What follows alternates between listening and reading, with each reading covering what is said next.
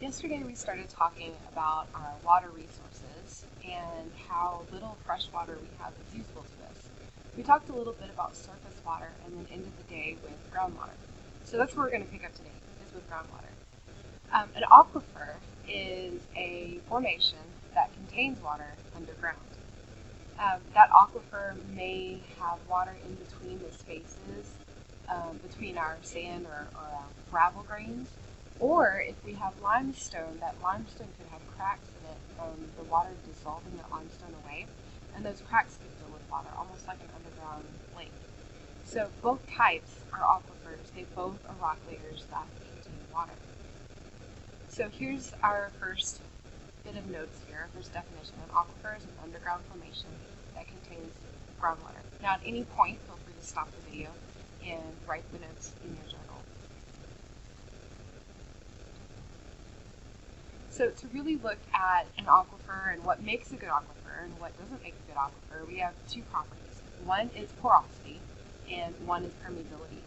Now porosity is the pore space in between our sand grains, in between our gravel, in between the cracks of limestone, how much space exists in that rock. Permeability, however, is not unrelated, but it's not the same thing. Permeability has to do more with how connected those spaces are so that water can flow from one space to the other.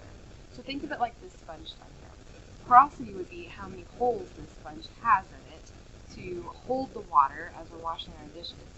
Permeability would be how connected those holes are to allow that water to leave our sponge when we wring it out. Can the water flow or is it trapped there? So porosity, we can ask ourselves, does the rock have open spaces? And then permeability, are those spaces connected so that the water can flow? Both of those are needed in order to have a very good aquifer. The best aquifers are sandstone, limestone, and layers of sand and gravel that aren't necessarily in a rock formation. So here's what an aquifer may look like. You can see the space there where down here where there's sandstone that's trapping that water. You can see how that water flows down into our rock layer from in this case, a river. You can see where we have water that's being pumped out of our aquifer that's being used for industrial or for residential use. And around that, you see this white layer? That white layer is our water table. And that water table is not completely flat like we mentioned yesterday. It does have dips and it does have rises and falls that go with the land. Where the water enters the aquifer, like for instance back here where we saw the water coming in from our river there, where it enters is called a recharge zone. The recharge zone is the area of the earth which has that zone, that porous area that's out on the surface so that the water can get into the aquifer and then can percolate down into the aquifer. These areas are really environmentally sensitive. People notice if you go around the San Antonio area, you'll suddenly see these signs that say entering the Edwards Aquifer Recharge Zone. The reason they're so sensitive is because if anything other than water, for instance pollution, herbicides, pesticides, if those get into your aquifer or into that recharge zone, they can percolate down into the aquifer and then mutate to your groundwater.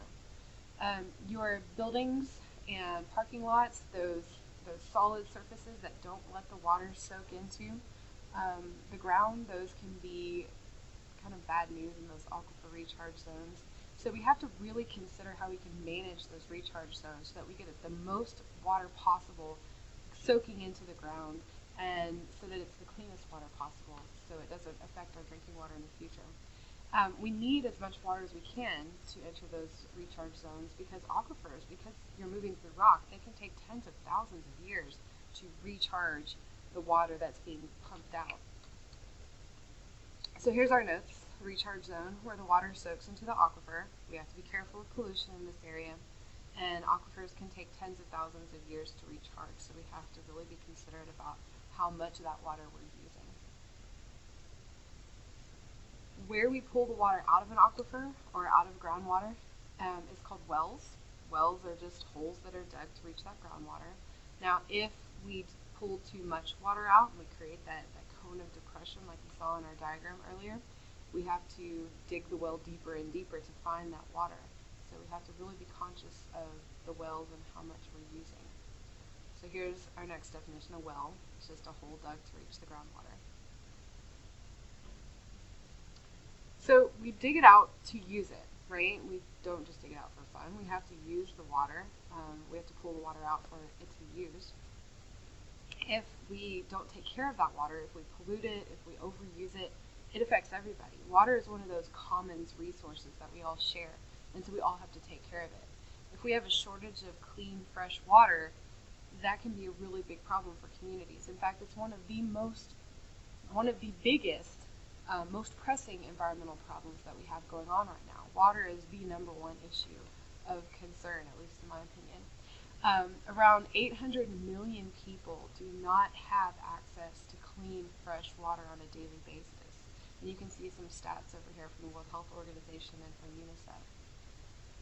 So down here at the bottom, you can see water use. Everyone is affected. A shortage of clean water is a big problem, and there's about 800 million people that lack clean water. So how do we use water? The three main uses of water are for residential, that's your homes, for agricultural, that's growing food, and for industrial, that's manufacturing things. And you can see from our graph over here on the right that the way that we use water varies greatly depending on whether our country is developing or developed. And then of course you have the world average over here. In a developing country, the majority of your water use goes to agricultural because they're an agricultural-based society. And in a developed nation, it's more industrial. And you see residential is probably your smallest. And the thing that changes how much water and what it's used for is the availability of the water source, the population size, and the economics. Are they agricultural-based? Are they industrial-based? What are they using that water for? So here's our water use notes. 3 major uses: residential, agricultural, and industrial. For residential, the average person in the United States uses 80 gallons of water a day. Now, that's not drinking, of course. That's showers, washing your clothes, washing your dishes, your car, toilets, bath time, faucets, watering lawns, all kinds of things that we use water for. In other nations, like for instance we have here in India, the average is only about 11 gallons. So we use a lot of water per person in the United States. Now, that water that we use has to be made potable. Potable means that it's safe to drink. We have to remove the elements inside that are harmful to people, like mercury, arsenic, lead. These naturally occur in the environment, but they're not safe to drink, so we have to remove those. And we also have to remove things called pathogens. Pathogens are microorganisms. They're very small, tiny creatures that cause illness or disease. They can make people very sick if those are not removed from the water supply. So we have water treatment plants, and this is the process that water goes through as it's being treated. They pull it out of the watershed, out of a river or lake. They have to clarify it, let the sediment filter out. They have to disinfect it. They have to kill those pathogens, remove the residue, filter it, and then take it to the homes where they can be used. So they really work hard to clean up that water to avoid making us sick. So here's our notes. Potable just means safe to drink. You have to remove the harmful materials, and you have to remove pathogens, and then I threw in down there what pathogens are, the organisms that cause disease. Industrially, we use water for manufacturing goods, for disposing of waste, and for generating electricity. Now, the map I put down here is of Port Arthur. Port Arthur is down in southeast Texas, right where Texas and Louisiana meet the Gulf of Mexico. And all of this brown that you see, there's Taylor Bayou, there's brown here, there's a big strip of brown through here. This is all water canals. And this area through here is a refinery. There's Valero here, there's Motiva, there's Exxon, there's lots of refineries in this area. And all these refineries use water. So they've built these big canals, these big areas to use that water. And they have to use a large volume of it for their daily operations. So industrial areas use a lot of water. That's why you have so many of those chemical plants and refineries down there close to the coast, is because you have a lot of water in that area. So here are industrial uses: manufacturing, waste disposal, and generating electricity. Agricultural, it takes a lot of water to raise food, to raise plants. And right now we're wasting a lot of water. They estimate as much as 80% of the water that we use in agriculture evaporates and never reaches the plant roots. We have to do better with that. Not just for environmental reasons, but also economically. We're wasting a lot of money and time and efforts getting that water up and onto the surface. So currently some methods of irrigation are shallow water-filled ditches, like you see up here on the top, and high-pressure sprinklers. Better ways are out there now. It's just going to take some time to switch over and to use the more efficient methods. So here's irrigation. As much as 80% is wasted. Methods of irrigation are shallow ditches, sprinklers, and now becoming more popular is drip irrigation. Okay, water diversion. If we need water somewhere that it doesn't already exist, we can use canals to carry water across great distances. Those areas around the refineries that I showed you that were long straight lines, those are water canals. We can use water canals for drinking water, for irrigation, for industrial uses, and they just simply carry the water from one place to another. We can also divert water and store it in dams and reservoirs. So here's water diversion canals. They carry water where it's needed. And then dams and reservoirs, like you see here, are built across the river to control its flow. The dam itself controls the flow of the river, backs it up. The reservoir is the lake that's created. So the reservoir, think reserve, we are reserving that water to be used for something later. Things that we use reservoirs for are flood control. That's to stop it up and not let it flood, not let the river flood. Drinking water, irrigation, of course recreation, who doesn't love boating and fishing, and industry. Some negatives though, ecologically, it may disrupt habitats and it could change the river downstream. We talked about that a little with our hydroelectric power plants. Same stuff. So here's our dams and reservoirs, what they're used for, and then over on the side I have that it may disrupt those ecosystems or the river system downstream. So what can we do? We can conserve water. Conserving water is not only helping us environmentally but also economically. Depleting water sources causes costs to rise. We have to dig deeper wells, we have to pump that water a greater distance, we have to clean up the water that's polluted, and our ecosystems are disrupted. So what can we do? Well, drip irrigation, like I talked about a second ago, is one way of getting the water a lot closer to our plants. We can recycle the water that we use in power plants and in industry and the wastewater that's used in industrial plants, industrial practices.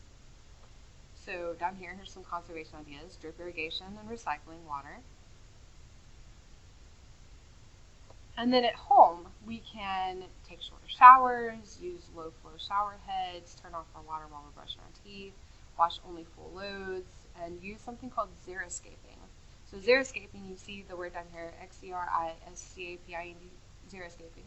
That's designing a lawn that requires minimal water. You don't have your lawns that are having to use a whole lot of irrigation. Use things that occur naturally in areas that are a little bit drier, and so they don't require as much water to be really pretty, like the pictures that you see up there in the top. Okay, so we added to our water conservation using less at home and xeriscaping, designing the landscape to use minimal water.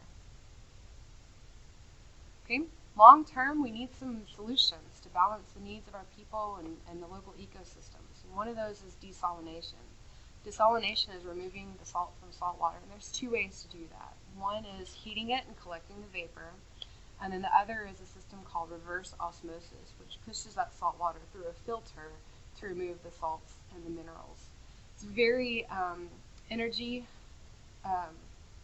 It needs a lot of energy right now and a lot of time and a lot of money, but for the future, this could be a way that we could provide more water for people. Okay, so finally I added solutions for the future. We need better technology to use less water. We need to recycle our water, and we need desalination practices to remove that salt from salt water. And I put our two methods of doing that down here at the bottom. Okay, hope you had a good time. I'll see you tomorrow.